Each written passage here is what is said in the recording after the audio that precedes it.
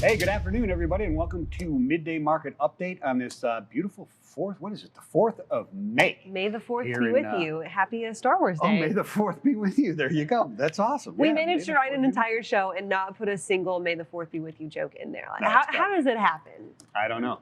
I don't know who writes these things anyways. Sad for the nerd brigade like us, but welcome to our bi-weekly interactive live show on LinkedIn.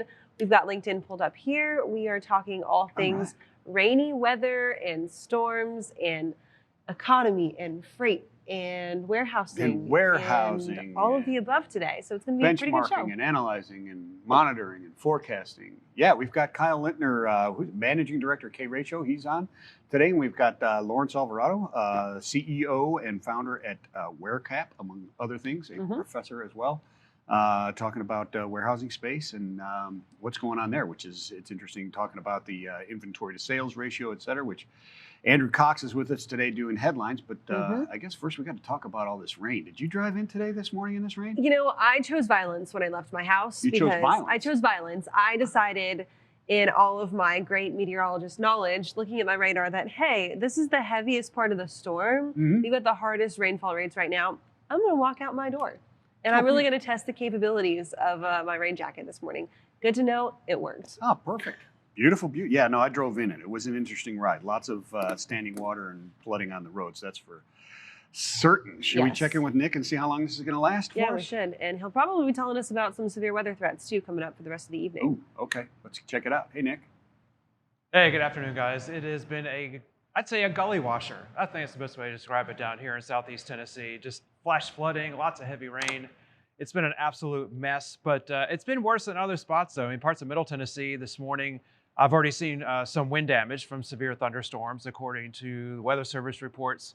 There's been a tornado reported to the Weather Service down in central Mississippi.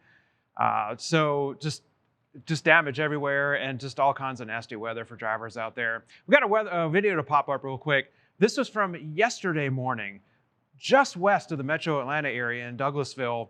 A truck driver there got stuck in a storm, which turned out to be a tornado. They confirmed an EF1 tornado in that area yesterday. The survey team went out there. Luckily, she's okay, but she took some video there of the damage around that area. And overall, a lot of these same spots, we have thunderstorms and some heavy rain trailing all the way back into parts of Alabama and Mississippi, and even popping back up in Texas now as we check out the radar on the Sonar Critical Events map. So a lot of these areas are still going to be prone to more severe storms today, as far as some damaging winds, rough crosswinds for some drivers out there, large hail, which we're going to show later, a picture of some ginormous hail that fell out in parts of Texas yesterday. And there's also going to be more of these areas prone to tornadoes. Not widespread major tornado outbreak, but there could be a few more popping up here and there across parts of the Southeast. So drivers have to be really, really just kind of weather aware and kind of keep their eyes on the environment and the skies and what's going on around them. I want to just show real quick where the best chances are probably going to be for more severe storms today. And again, this is not going to be everywhere in this risk areas that are highlighted here. It's kind of be more like in scattered areas across this region, but anywhere from Texas to parts of the Gulf Coast, across a good chunk of the Southeast, and all the way into parts of the Ohio River Valley. So really, we're going to see these scattered severe storms with the winds, the hail, a few more tornadoes probably here and there. But I think one of the worst things about these storms is going to continue to be the flash flooding in a lot of spots. We're going to see the potential for ramp and road closures because the rain is going to be coming down so hard and so fast that the waters are just going to rise really quickly, especially in areas where there's poor drainage or just low-lying areas. You know, there are always typical spots in just about every city where the water gets really high on roads quickly when we get these kinds of thunderstorms. So this is just going to be an ongoing issue through the rest of today. Luckily, tomorrow, the chances for severe storms across the south and even headed towards the East Coast are going to be a little bit lower, but certainly not zero. There'll be a few severe storms popping up along the eastern seaboard and the Gulf Coast probably tomorrow, too. Thank you for that, Nick. There, Nick.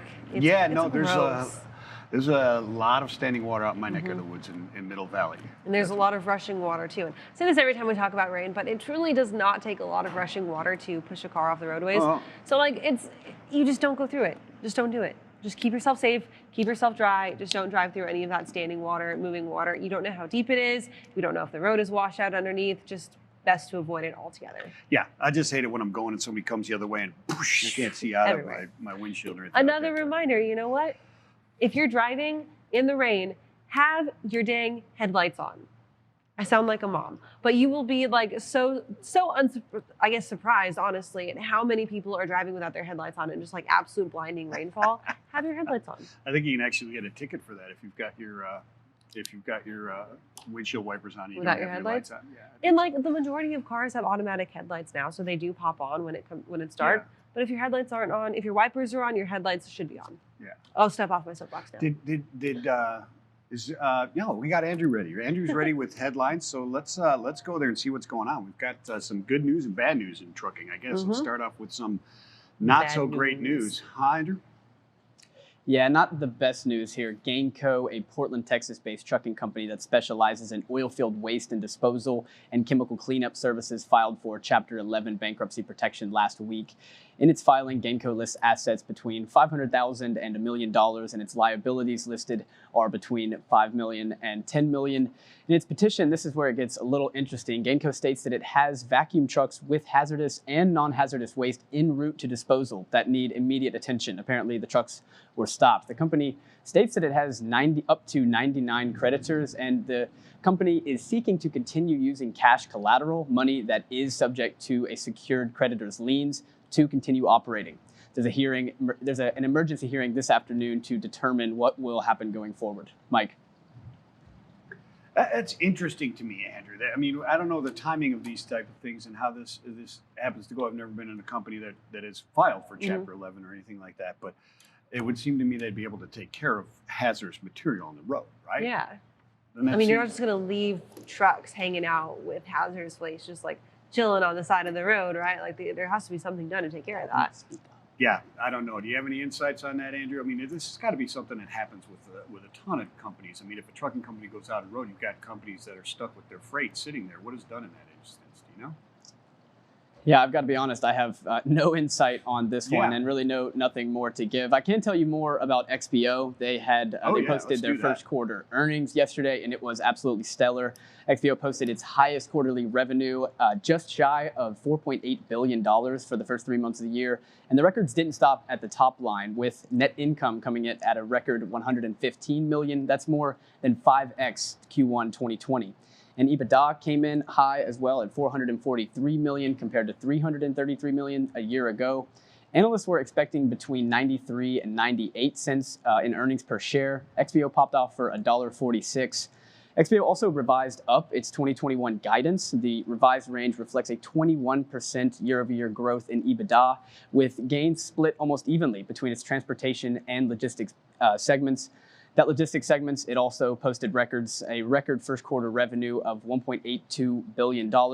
In the first 4 months of the year, that segment has landed about $4 billion in new business, including an 11-year, $1.8 billion pact with an unidentified customer. XPO says that is the largest contract in its history. Kaylee. Andrew, it seems like as these earnings keep coming in, it's just like record after record after record is being shattered. And is this kind of going to be the new normal, as we keep saying? Like, are we just going to expect to see all these earnings coming in and people outperforming? You know, we talked about Grubhub underperforming last week, and maybe they're like the exception to the rule. Or is it going to be like there's going to be people that fall off eventually? It's just going to take them another quarter or two before we see those losses. Well, I think it depends on where you are in the industry. I think if you're a carrier right now and you're not posting pretty good numbers, then I'm not really sure what you're doing. Brokerage, it's a tough space right now because spot rates are still really high. They're coming down to, giving them a little bit of margin. That's why we're seeing record numbers. XPO, the brokerage, posted well. Echo just last week posted record numbers. I do expect to see some of these records to continue. It's not going to go on forever by any means. This is not the new normal. There will be some deterioration here, but there's a lot of catalysts that are keeping a really strong market for pretty much everybody in the logistics segment. I'm actually going to have Amit Mehrotra on next week from Deutsche Bank on Great Quarter, guys. If you guys want to join at 2 p.m. Eastern, we're going to dive into brokerage earnings and where he's seeing the most value and what he's seeing over the next 6 months. So that is going to be a really more in-depth conversation on where we are in the market and where these earnings could head. You heard it here first. If you're not posting record earnings, Andrew Cox is like, what you doing with your life, man? Speak up. Yeah, I would say that he's 100% on. I was going to ask him the same thing. I mean, it seems like we were talking in the fall. We were looking at earnings and stuff. If you're not posting like really good, almost record numbers, there's something wrong, There's right? something If wrong. you're just doing well, there's something wrong. Could you be that's heading going towards on. chapter 11? Could you be? No. Yeah, exactly. So Go ahead. I was going to say, so speaking of those posting records, let's talk about, you were talking about who you're having on Great Quarter, guys. Tell us a little bit about the seller's market and what we're looking for going forward into the next year, maybe even 2 years. Yeah, sorry, I foreshadowed Amit a little bit. He came out, he had an interview with the FreightWaves writer, and he talked about the macro tailwinds that they wrote about in their presentation, their projections for 2021. All of those macro tailwinds are surprising to the upside, and he actually believes that this elevated shipping activity and the elevated freight rates will stay long after the COVID-19 pandemic is history. Mehrotra pointed to industrial production, pent-up consumer demand, the white-hot housing market, depleted inventories, and the potential for a huge infrastructure bill as evidence for the continued run. Equally important, according to Mehrotra, is the shifting shipper psychology to support what he is calling a stronger for longer pricing cycle. He said that the increasing number of truckload shippers, namely very large retailers, are already discounting higher transportation costs in 2022. He also said that the industrial recovery is still in its early innings. These industrial upcycles tend to last about 3 years, and we're only about a year into this, so he believes we have a lot more room to run there. He did acknowledge that his bank's estimates typically are higher than consensus and that the lofty equity valuations right now give transportation stocks less margin for error in their earnings. And he did also note that macro conditions could deteriorate, as evidenced by Monday's release of the ISM PMI that fell from 64.7% to 60.7%. That is a meaningful decline and came in well below expectations. However, Mehrotra said that the very strong pricing environment right now and the strong demand foreshadows any possible clouds at this point in the cycle. And as I said, he'll be on Great Quarter, guys, next Tuesday at 2 p.m., so tune in.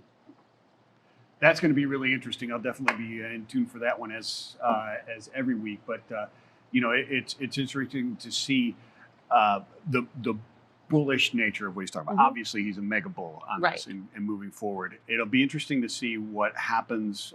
Not that I think it's going to go down. I don't. I agree Right. with the bull, and the tailwinds are very, very strong. But as we shift in the United States from this consumption to this service type of thing, how strong that does, how that affects certain things will be interesting to see Right.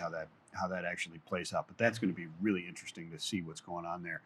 Andrew, I understand that Lufthansa is now coating their planes in shark skin. Is that right? Lufthansa Cargo will cover its fleet of Boeing 77s in a high-tech coating that mimics the structure of shark skin to reduce the aerodynamic drag and fuel consumption. The low-friction film imitates the properties of shark skin and allows air to flow more smoothly over the aircraft during flight. A sister company of Lufthansa Technik developed the new AeroShark technology with German chemical manufacturer BASF and estimates it can reduce drag by more than 1%, which is considerable. Lufthansa said the special coating is going to be on 10 of its 777s in 2022 and will provide annual savings of 3,700 tons of jet fuel and nearly 12,000 tons of carbon dioxide emissions, That's equivalent to 48 freighter flights from Frankfurt, Germany to Shanghai. Mike. That's pretty cool. Andrew, I've got a question. As far as like the cost goes, the cost of coating these jets, is that going to be offset by the fuel savings, or is the traveler going to see that cost reflect to be like, hey, yeah, I get to fly on this cool shark jet, but I'm also paying $150 more for a ticket? I'm not sure if they're going to be able to translate any cost savings, like any of the cost of actually putting it on there onto their customers. But I mean, just looking at the savings in carbon dioxide emissions and the jet fuel savings, I mean, they have to have done these calculations in their head and see it as a good investment. It's only 10 planes. I don't know how much it is per plane, but given that they see these huge savings, I mean, I would think that it is going to be a good return on investment. So let me get this right. The 10 planes are going to reduce the emissions and ton use of jet fuel by as much as you were stating there before, like 48. individual freighter flights from Frankfurt, Germany to Shanghai. Is that right? Yes, 3,700 tons of jet fuel. Just on 10 planes. Correct. I mean, these Wow. 10, they're the only 10 planes that Lufthansa, they're only 10 777s that they run. So you got to consider that these run a lot, and they're probably flying pretty much constantly with very little downtime. So it can rack up a lot of miles.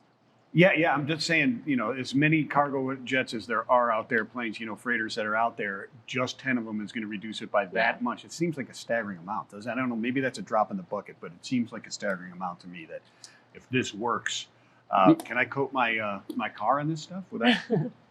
Yeah, I mean, that is the first idea that jumped to me as well. This could become like an Amazon Web Services type deal for Lufthansa. It can end up being a huge business for them if it does work, and if they patent it quick enough and nobody can beat them to the punch to be putting it on at a low cost. Yeah. Very, very interesting. And isn't that cool just to drive that idea from nature and be like, hey, a shark moves through this water so smoothly. It's so incredibly efficient. What if we took that and just translated it out? Yeah. Pretty cool. That is pretty cool, taking nature and putting it into there and making that happen. I love it. So, hey, point of sale came out yesterday. Let's hear what's going on there, Andrew. What's going on? What do you got? What did you cover in point of sale yesterday? Thanks, Mike. An early Prime Day. Amazon is planning for an early Prime Day. I think it actually hurts competitors more than it helps Amazon, and it definitely does help Amazon. Amazon has confirmed that they're going to do Prime Day in Q2 this year. It's likely going to come in June. Prime Day always landed in July prior to last year, and it always acted as a segue to the back-to-school shopping season.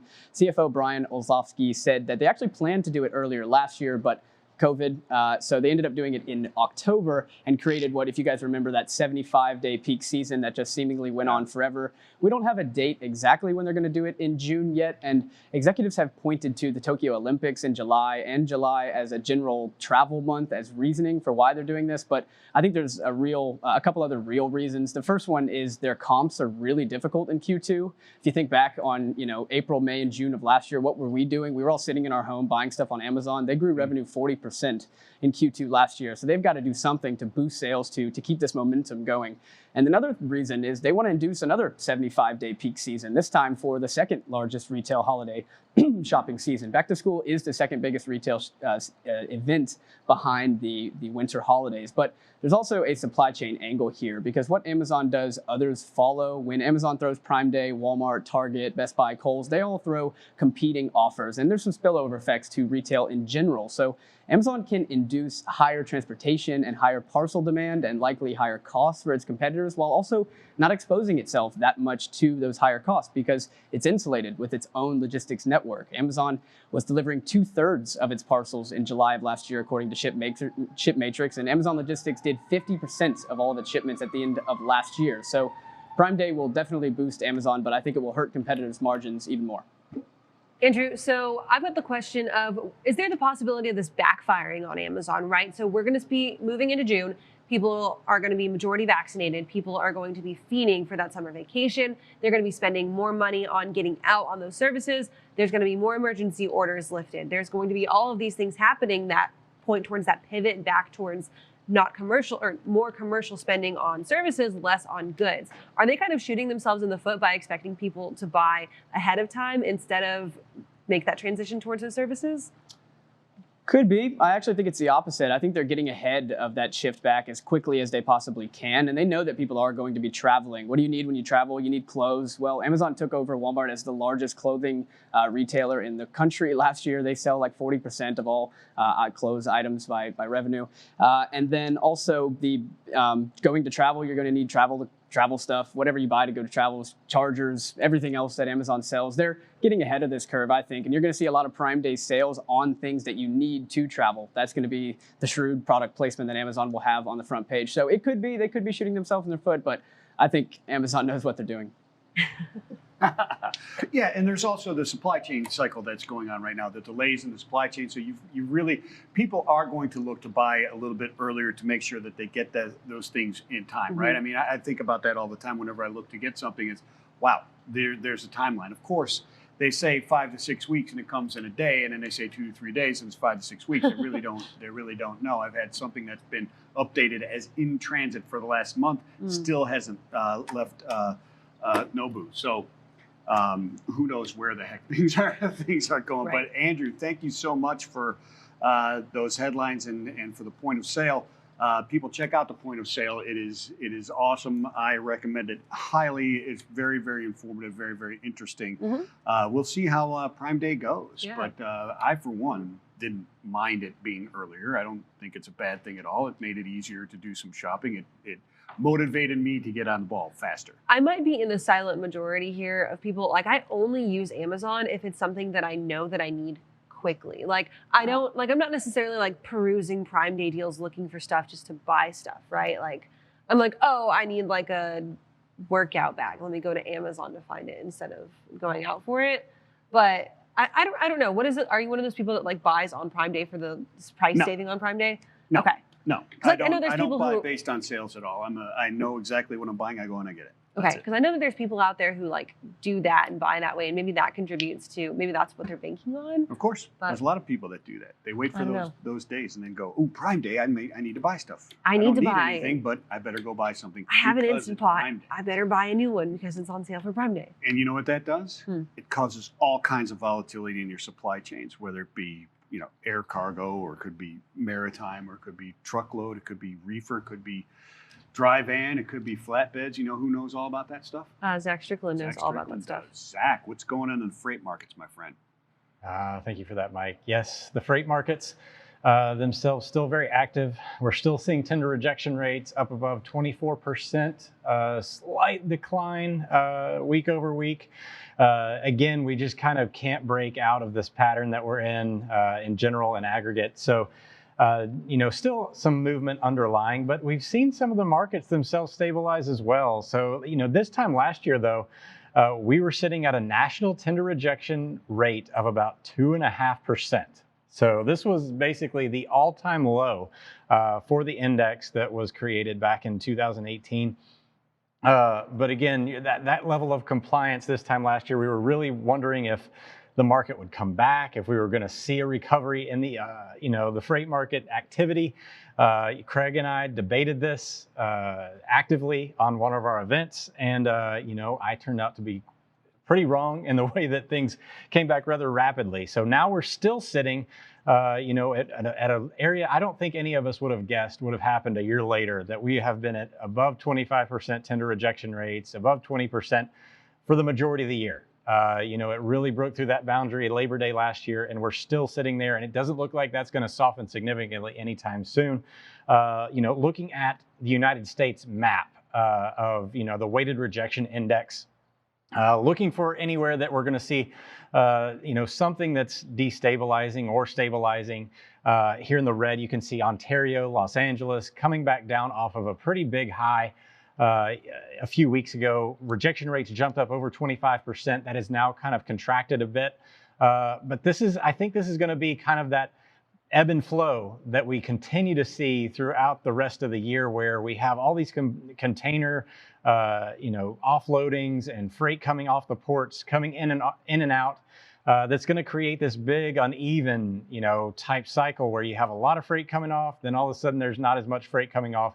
That's really disruptive to the carrier networks. You see Atlanta over there on the East Coast side, also one of those dark red colors. Again, Atlanta's been one of the more active areas, that southeastern corridor where the ports of Savannah have really fueled a lot of activity and action as well. Starting to see that kind of pull back slightly, but there's all sorts of network imbalance issues here, or they adjust to where the freight is, and then the freight kind of dries up for a minute relative to where it was, and then they have to, figure out where to go next. The real hot spot, though, for the week, and I say this kind of relatively, has been Florida. Florida is, becoming a little bit more active with the, tender rejection rates.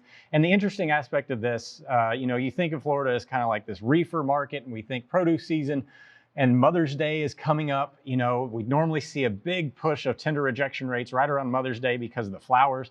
Most of those flowers come in through Miami on a plane, and they get dispersed across the country in that manner. This year, we're not seeing a big push of reefer rejection rates coming out of Florida. Lakeland, as displayed here, you can see clearly the rejection rates have fallen dramatically since the middle of April for reefer capacity. However, kind of contrary to traditional belief, van rejection rates are now starting to climb. And what I think is happening here is a lot of those carriers are bypassing going into Florida to cover some of that Savannah, Jacksonville freight that's coming in off the ports that tend to have a little bit better destinations, a lot longer lengths of haul. And again, if you're going to go into Lakeland, there's typically not a lot of freight there. So I think we're actually seeing a legitimate dry van capacity shortage in Central Florida, at least on the contracted rate side, because those rates coming out of Florida, you know this, Mike, tend to be pretty discounted relative to the rest of the country. No. Zach, No, it's a great outbound market. Zach, I don't know if you're a freight historian or what your memory is like, but we've got a question from Nico Brown who's asking if tender rejections have dropped under 20% at all this year. Have they dropped? Nationally? No. No, they haven't been below 20% since, I think it was August last year. We got really close, I believe in February, right before that winter weather event. It looked like we were going to drop below 20% right around February 10th, 11th. Yeah. And then, the winter weather came through the center of the country and we haven't recovered from that since. Yeah, that boosted up and took over the capacity just in time to get out of the normal winter lull, and then we went forward, right? Mm-hmm. Slow. I just made that up. It's a combination between slump and lull. Yeah. It's interesting because I was looking up in Sonar, we have the ocean shipments there where we can see the bookings 7 days out. We can look at those, and I know Zach understands this as well, but looking at the imports and the 7-day bookings from China into Savannah and Jacksonville and Miami, it would support a lot of what you're saying there. The imports are up into those, and particularly out of China into Savannah and Jacksonville is way above last year and trending up. Not so much Miami, as you can, why stop on Miami and run the whole length of the peninsula when you can get into Savannah and come straight across, right? There's much better logistics doing it that way. But that would support this the dry van and looking at that tight capacity. And what you're saying is they're bypassing southern Florida, going into down the peninsula and just coming right back up into Jacksonville and rejecting that freight and getting the better freight out of Savannah, et cetera. That's very interesting. What do you see coming up with the produce season? And we've got this really good. We're going into what would normally be starting to pick up into a peak season, right, Zach? So are you looking for more volatility in the pricing and in the capacity, or you think we're normalized and going to be able to take that with a steady upticks, and then as pockets of disruption hit, we get hit? What are you looking at? I think we're going to see a little bit more isolation in terms of produce season activity this year in terms of overall pricing. It looks like we're already in the early stages of produce season out on the West Coast. The Northern California rates, according to the USDA, are starting to pick up significantly already. We saw reefer rejection rates lead that as well. So it's kind of like this isolated environment out there right now as it stands that's not having a huge aggregate impact to national reefer capacity. Again, it's going to be very difficult to create enough destabilization locally to have this big, broad impact that pushes reefer rejection rates up any higher than they already are. I mean, we were talking about being up around 48, 49% in March when reefer capacity was at its tightest. So, things probably will get a little bit tighter here in the month of May. We're already seeing reefer rejection rates out of Northern California spike in the first week. Produce rates are probably going to follow suit. They're going to jump up a little bit more, but we're still below where we were in early March. And I wrote an article about that, looking like we were seeing produce season style pricing in early March as reefer capacity was basically just nowhere to be found in an off-season period of time. So we still have yet to see the full brunt of produce season, but I don't know if it's going to have as broad a reaching of an impact as we saw this winter weather event back in the early part of the year. There we go. Yeah, it'll be interesting to see exactly what happens, though. I mean, it's amazing that it is. I mean, we'll see how long it goes. Yeah. Like we've said before, Zach, talking with Dooner on What the Truck, we've talked to many people all over. It seems like everybody says, well, I think that it's going to stay heavy until this date. Well, that date. Well, that. And we keep crossing that line. It just keeps going. It just keeps going. It just keeps going. It's really interesting. But thank you, Zach, so much for that. And we will talk to you, I guess, on Thursday, my friend. Thursday. Very cool. Yeah. So hey, we've got Kyle Lintner coming up Mhm. right now. I think he should be on the line right now with us. Kyle Lintner is the managing director at K-Ratio. In his your new digs in downtown Gonna say. Chicago. Is that right? That's a sweet setup you The got new there. spot. Oh, he Thank you, muted appreciate himself. that, Or I muted yeah. him. I don't know. That's pretty awesome. Unmute me, please. Kyle, thank It you is. so Thank much you for very joining us much. today. Oh, thanks for having me on. Thanks for Yeah. welcoming us into the new digs. Yeah, absolutely. So hey, let's jump into this. We just you can hear I myself. can hear you. I can hear you, and me too. It's fine. Yeah. We just heard from Zach talking about produce season, et cetera, and you were writing about this yesterday, and I saw it on LinkedIn as well, talking about what's going on produce season now and reefers and kind of that domino effect is going on. Can you kind of dive into that and tell us what you see going on? Yeah, I hate to chase Zach with more bad news after he already set the table, but I completely agree with everything that he's saying. And mythical produce season is something that everybody talks about. Nobody even really knows when it begins, how long it lasts, but I can say it is here legitimately. And exactly what Zach is saying is what's going on. Outbound Florida is on fire. One of the things that I alluded to was Chicago as a destination from Lakeland is up just 74 cents in this past week alone.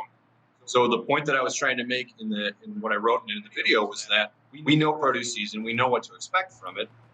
Zach mentioned some of it, that it's not just reefer, it is also drive-in. That's a common misconception that it's reefer only. But the real point in all of it is that we know rates outbound Florida are going to be higher. The second order effect of that, the domino effect, is it's going to suck in capacity from somewhere. And that capacity is going to come from nearby areas. The number one nearby area with most of the capacity is Atlanta. We've seen the volume growth in Atlanta. You guys were talking about Savannah for port imports. None of that's going away. We don't have enough capacity overall anywhere, and now we're just shifting the pieces across the board. It's kind of like whack-a-mole. We need to put the capacity where it needs to be at that moment, but that just creates a problem somewhere else. It certainly does, and within that mode of transportation, it certainly does. Like within reefer and within dry van, they affect each other, but it crosses modes as well, right? I mean, outside of produce season, I know I, for one, being in the floor covering industry, the logistics industry, we used reefers going back to the West Coast quite a bit, especially when they didn't have that when produce season in the South. You had Vidalia onion season, et cetera, the melon season out of Florida, et cetera.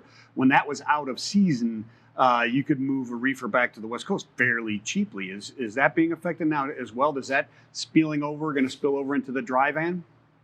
That's going on right now. You brought up a really good point. When we're in off season from mode type, those trailers can be used to haul other goods. So a reefer trailer can haul dry van goods. It doesn't necessarily have to.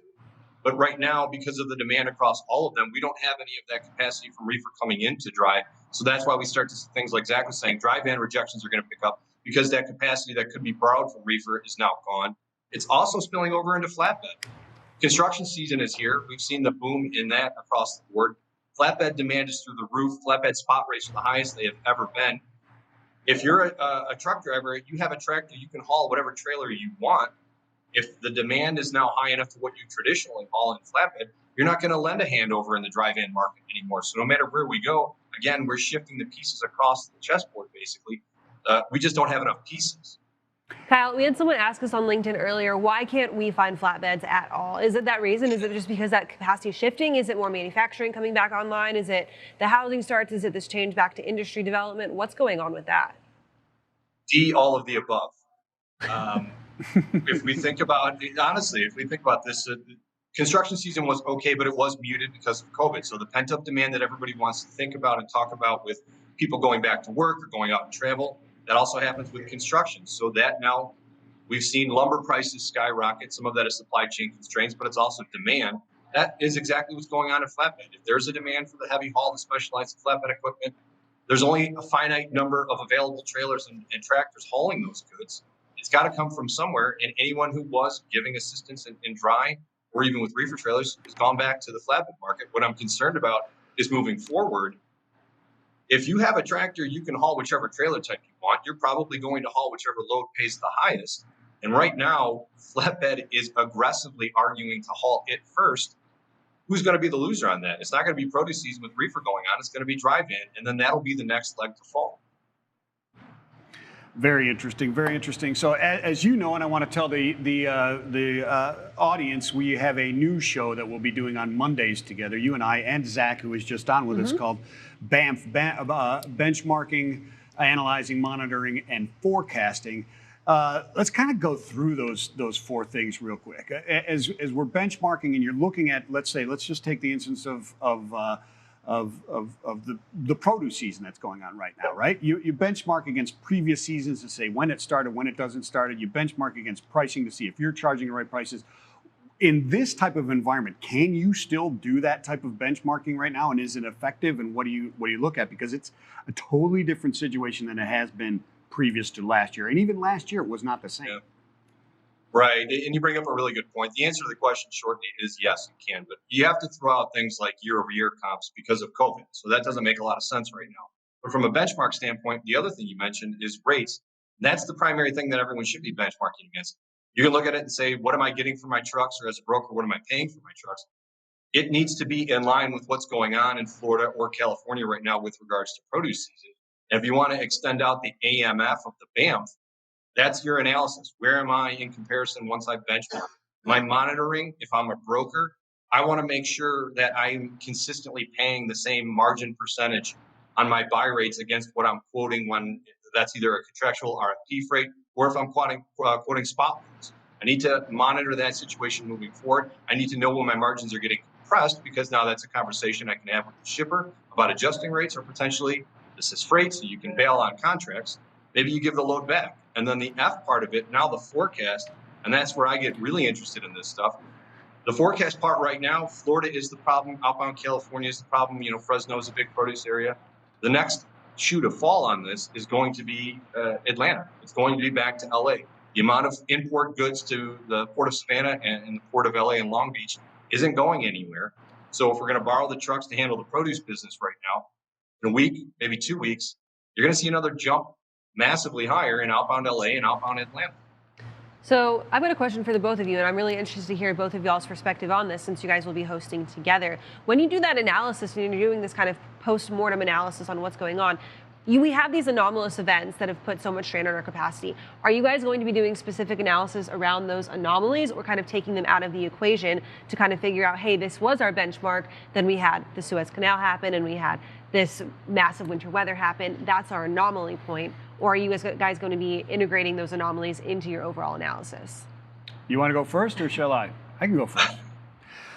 I look at it this way. I keep them in there and look at what is going on because it's especially this year because it gives you the level of things that are moving on, right? Like looking at the rates that are moving on right now, or that are going right now, even though we're at such a high level and such a high rate of or tightness of capacity, and rejection rate is at 24%, et cetera, like that. Even last July, what you saw was your holiday events and your tracking, your seasonality still occurs in just at a higher level or a lower level, right? So your overall still market trends still compare you with can those still look at it anomalies. in certain kind, depending on where that anomalous event is in the middle of it. Now, obviously, February with Texas, that blows it out of water, and there's absolutely no way to figure that out other than you got to bring in what Kyle preaches quite often is that domino effect and take that into consideration. Where is it going to suck capacity from, and what type of capacity? How is those markets, and how can you analyze those markets relative to their, should I say, insulation or of other markets, or the laissez-faire nature of them with the other markets around them? Kyle? Mike's completely right. That's the way I think about it as well. There's nothing we can do to predict those anomalous events. They're going to happen. Bring up the Texas freeze. None of us saw it coming. It happens. We all know what's going to happen next. Rates are going to explode out of Texas. But what do we do about the next thing to happen? And that's where Mike's going with it, and that's where my mind goes as well. All right, I'm going to look at the conditions in the surrounding market areas as far as where they're at with respect to volume, where they're at with respect to tender rejections, because that capacity is going to come from somewhere. And whichever market has the greatest sensitivities, whether it's from volume growth or maybe it's a volume decrease, same goes for tender rejections, they're going to have that type of corresponding aspect to their rates. So if a market is relatively in balance and it lends trucks to Texas for the Texas freeze, we're not going to see a big explosion in rates in that. But if there is a different market, it's going on right now, and believe it or not, New Orleans, a sleepy agricultural port city, now has imported goods coming in. That's the type of market that isn't suited to lend any trucks. It's not ready to upset any balance. It's not a very freight-centric marketplace. And if we're going to make it become one, well, it's a no-brainer. Rates are going to jump out of New Orleans. There you go. They are, but there's ancillary disruptions that happen there as well, right? Within that market, because the infrastructure is built for specific types of commodities, more towards the oil and chemical industry, obviously, Right. than it is container, and so you have stress on intermodal and drayage, et cetera. That they normally wouldn't be there, right? It's not their expertise to have a sudden huge percentage of growth in percentage of containerized shipments, right? Right. Name one shipper that put out an annual RFP that had an estimated volume for stuff coming out of Houston. None. Maybe you hey, I got a load a week that's going to come out of Houston, and now you're calling up your providers and saying, yeah, actually, that's 12 a week. Yeah, exactly. Yeah. Since when did it Amazing. become a big week?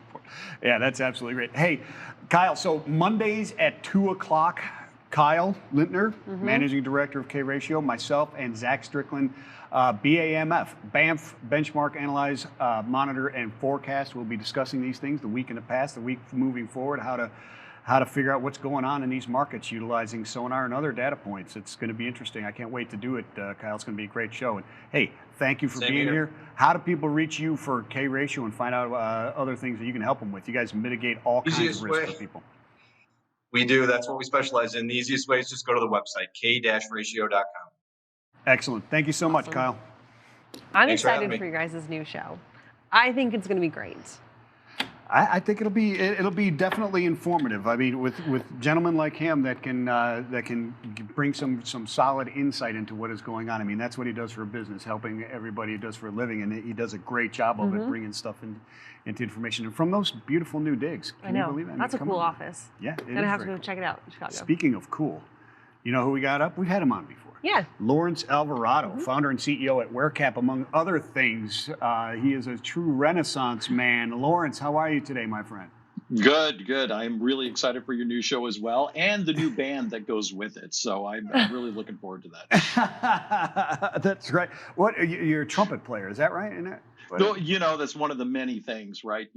But yes, I will put that on my resume. One Yeah. of the list on the Renaissance man. Did you catch the Right, digger? exactly. Did you That's catch the diggery-do the other day on What the Truck? Yeah, the diggery-do, indeed. That's right. Yeah. That's If any of exactly you right. missed it, go to FreightWaves.com and anywhere you get your own podcast and listen to the diggery-do. We had Play It Forward with the diggery-do yesterday, which was quite Pretty cool. astounding.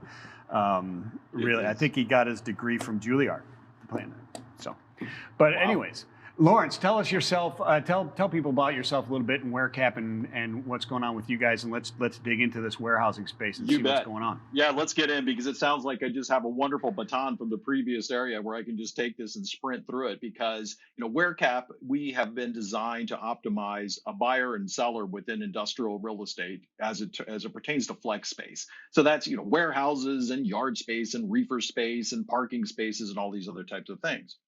Last time we were on, we had talked about creativity that we've seen within the supply chain. And we talked a little bit about pre-positioning trailers in parking spots that were Yes. available. And all we have seen is an increase in this. And of course, listening to the metrics, listening to all of the fascinating discussion about non-container ports that are now having containers. Well, this is a real issue.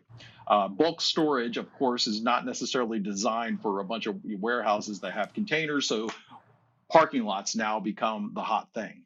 And so it's the ability to creatively position, look at these particular drops, looking at reefer trailers. And as you can see, and I'm sure you guys have discussed, there's a real scarcity in virtually every single aspect.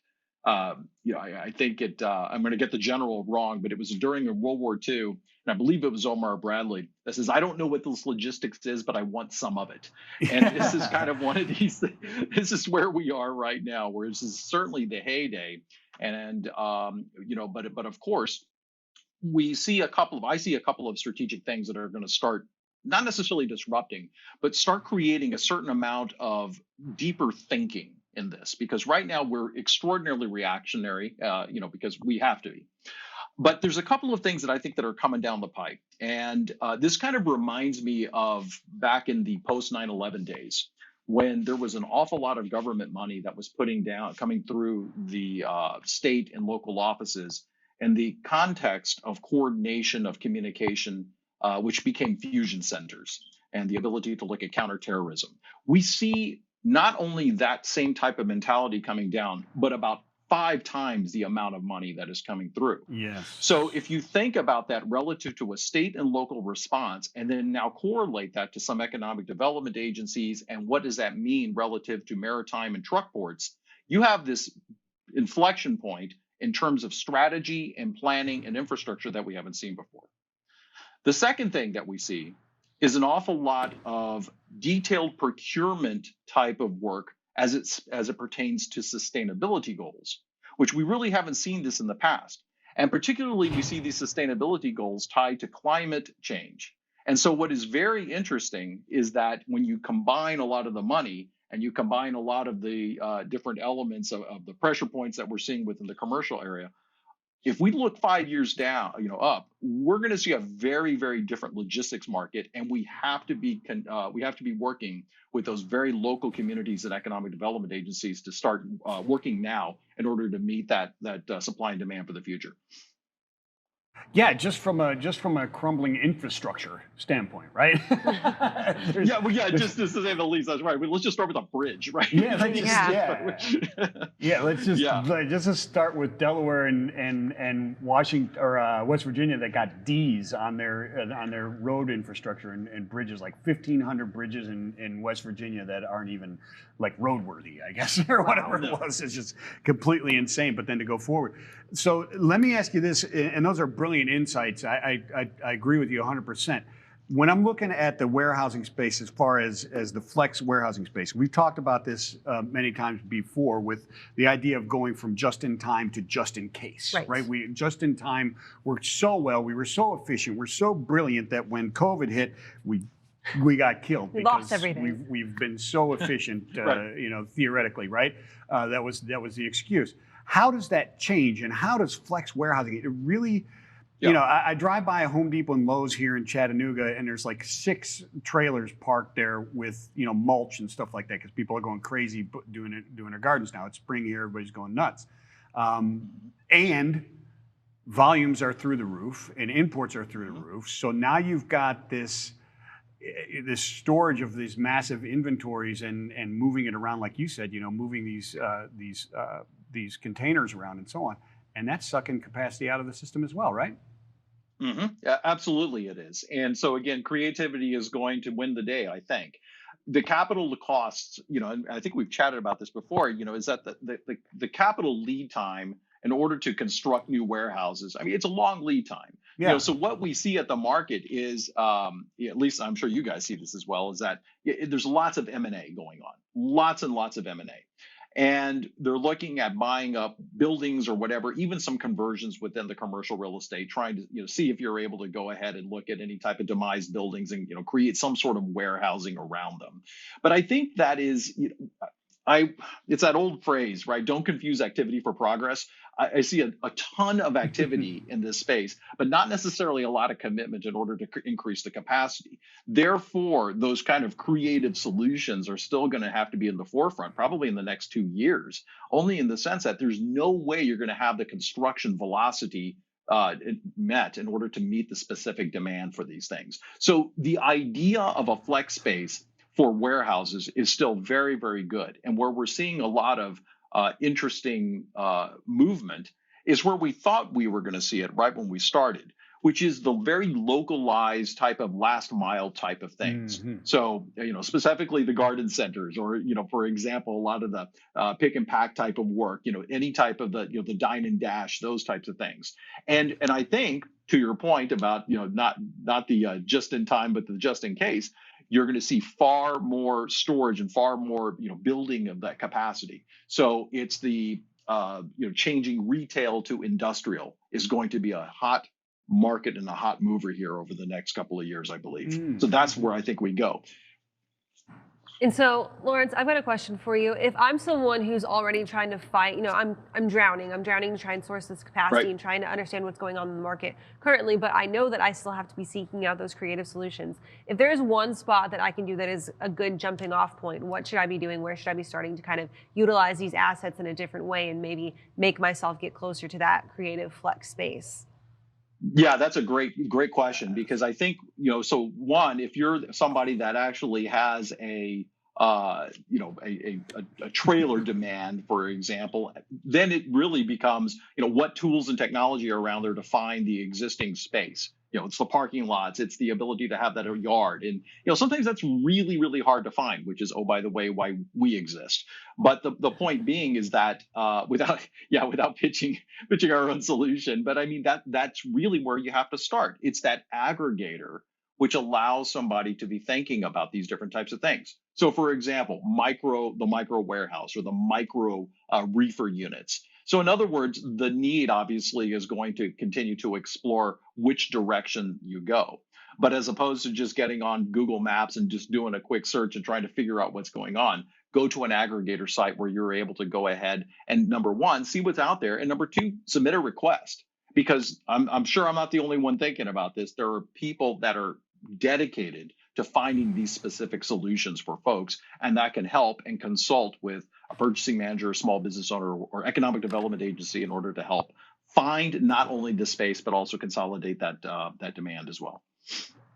So, Laurance, I have one last question for you. When we were, and this is so from the dining out or food delivery, the restaurant business, right? You see the rise of the ghost kitchens, right, that are cooking for several different types of chains, right, and delivering, right? It's one product.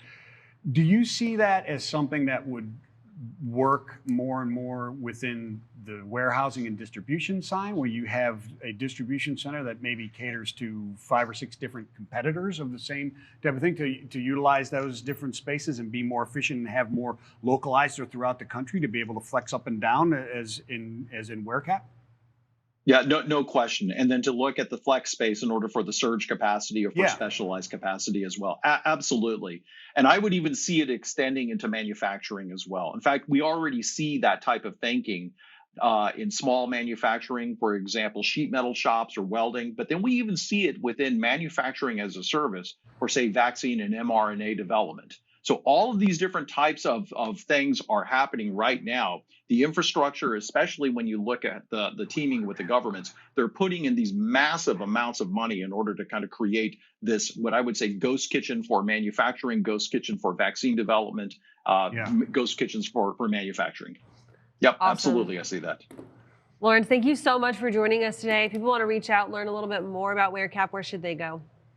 Warecap.com. There you go. Make it easy for you. Thank you. Right. Have a great one, and we appreciate you coming on today. Always good to see you guys. Thanks again for having me. Thanks, Lauren. Take care, my friend. So we're headed to Nick Austin. We're heading to Nick Austin? Headed to Nick Austin. And as we go over there, Nick, I've got a question for you. It's Star Wars Day. If you were a Jedi, what color would your lightsaber be? If you were a Jedi, what color would your lightsaber be? Oh, red. He's a Sith. What's my favorite color? For everybody who missed it, Nick Austin said his favorite color is red. I'm going to turn my mic on and then tell you again, red. There you go. Red's my favorite color, so it would have to be red. I was going to say on would be my favorite color for my sword. Funny. Scarlet. All right, Nick, tell us what's going on with the weather. Well, let's make a good segue here. There's a lot of red on the radar, unfortunately, because there's a lot of heavy rain out there. It's just coming down cats and dogs. It's still raining here in Freight Alley. Many other parts of the South, severe winds here and there, some tornadoes, and there's going to be a threat for that all day in different parts of the South. So here it is, the radar up on the Sonar Critical Events. And while we're talking about this, I want to mention too that there will be areas of more heavy rain and flash flooding because of that heavy rain. We're having that here in Chattanooga. It's happening in other spots too. And one thing that drivers can do, that truck drivers can do while they're out on the roads, most of them probably use weather apps on their phones. So the best thing to do is to have those apps set to either what's called location or GPS mode. That way, the apps follow them wherever they go while they're on the roads, and they'll always get weather alerts for tornadoes, whatever. in the local areas, wherever they are. It just follows them. So that's the best thing to do for the apps. You can also get, it's a handheld portable NOAA weather radio too, because that's battery operated. So if cell service goes out, you can still get those weather alerts on a portable NOAA weather radio. So, and also there's been tornado damage, just all kinds of things going on. So there is a really good article up on our website now, FreightWaves.com. You guys should go check it out. It's something that I just recently learned about too, but for the first time, earlier this spring, for the first time ever, NOAA scientists used drones, a couple of research drones, to be able to look at and survey tornado damage in really remote spots in Alabama and Mississippi from earlier in the spring. Just really hard to reach places, but the high resolution cameras also give them a better look at the damage and better data they can use to assess the damage too. So pretty cool stuff there. They're going to keep testing those drones and hopefully be able to use that imagery in the future in different spots. That is pretty cool. And we just wrapped up our Drone Wave Summit last week. So that was also pretty cool. If you're really interested in learning about drones, all of that is also on FreightWaves.com. Yeah, and yesterday's What the Truck is also on FreightWaves.com, right? What did you guys talk about? We talked about a whole thing, but I think Nick wasn't finished yet. I cut you off, Nick. I'm sorry. That's my fault. There's one other thing that I wanted to show y'all and everybody else watching today. All right, we have a picture of some humongous hail. I think this was from yesterday in San Antonio, Texas. This looks like it's about as big as a softball. I mean, this is huge. They say everything is bigger in Texas anyway, but this is kind of ridiculous. Yeah. But just imagine either standing outside, No thanks. if you are during a hailstorm, and getting pelted by one of those. That's going to do some serious damage. Would it make a huge difference if that came down on your roof above your head or just outside? I'm not sure. I mean, I know, because it's probably going to blow a hole right through the roof right anyway. Through your roof anyway, right? I was going to say, hailstones that large typically punch holes through roofs. And I think I saw that photo on Twitter too, and put together, there was with a tape measure, and I think it was about 5 inches in diameter across. Oh my God. Wow. Very, very large. Softball to grapefruit That's when size. it hit the ground. It was bigger before it fell out of the storm cloud. Yep. And that's the crazy thing. They always to think melt about. a little bit, but anyway, just wanted to get I'm glad that in we there. saw that, Nick. I'm sorry for cutting you off earlier. Oh, no, that's okay. I almost forgot I had the picture, so I'm glad There you that go. we got to show it and everybody got to see that. So now back to you guys. There we go. He's gonna Thanks, cut me Nick. with his red lightsaber if I'm not careful. Yeah, he is going to get you with his You red get stabbed, it's lightsaber. okay. You're absolutely right. Stay safe out there, especially in the southeast, man. I Yeah. had a heck of a ride coming in here, coming through the stuff. But yeah, yesterday on What the Truck, I mentioned it with Laurance. You got to check it out on FreightWaves.com or wherever you get your podcasts, right? It's on Apple Podcasts, and et cetera. You got to check it out. If you've never heard somebody play the didgeridoo, it was pretty pretty cool. awesome. Pretty cool. It was pretty awesome. We had Matthew Leffler from was it V-Hub Trailer Solutions was on. Vice President of Trailer Solutions at V-Hub, and he was playing his didgeridoo, which is the Australian, brr type of thing, which is interesting. We also had Shannon Courier, Director of Philanthropy and Development at St. Christopher's Truckers Relief Fund, talking about a concert that's coming up with them. They have a bunch of country stars that are coming in. It's $20 a head. Get in there. It's a great. All the proceeds go to the Trucker Relief Fund, which spent $3.5 million so far, helping out trucker families that are distressed, et cetera, and over 3,500 different trucker families spending that money. So it's a great cause, and they've been hurting for cash over the last year without the live events. So check those guys out. So Yeah. And well, we may not have any live events soon, but we do have FreightWaves Live at Home coming up. It's the end of this month, May 19th to 20th. So go ahead and get registered for that. More slew of virtual events too. We've got our Owner Operator Summit coming in June, Cybersecurity Summit also coming in June. And then we're getting ready for F3. yes, The Coachella of Freight. the Future of Freight Festival here in Chattanooga. You got to be there. Everybody's going to be there. Everybody I talk to is going to be there. It's going to be massive. 30 different venues. See the Future of Freight. Experience the future of freight here. Like you said, the Coachella of Freight. It's going to be a pretty festival. cool. It's going to be awesome. It's November 8th through 10th this year in Chattanooga as we storm back to live events, which everybody wants to. So Live and make it in-person out events. here. If you haven't bought your tickets already, you need to go ahead and do that. Hotel space filling up pretty quick. get out here, come visit beautiful Freight Alley. It's going to be awesome. Yeah, absolutely. And tomorrow on What the Truck, we have Grace Sharkey. She's awesome. FreightWaves editor. She's awesome. Janice Cowan and Jennifer DeAngelis, Operation Lifesaver. Rick Larkin, BCB Transport, is going to cook it forward. And we have Nate Cunningham from Tesla coming on. And speaking of big things coming up, we've got a new show launching, and we're retiring Midday Market Update after Thursday. We are. So countdown to the last show, but we're going to be starting a FreightWaves now, and that's going to happen every day if you love our faces. Right on. We'll see you Thursday.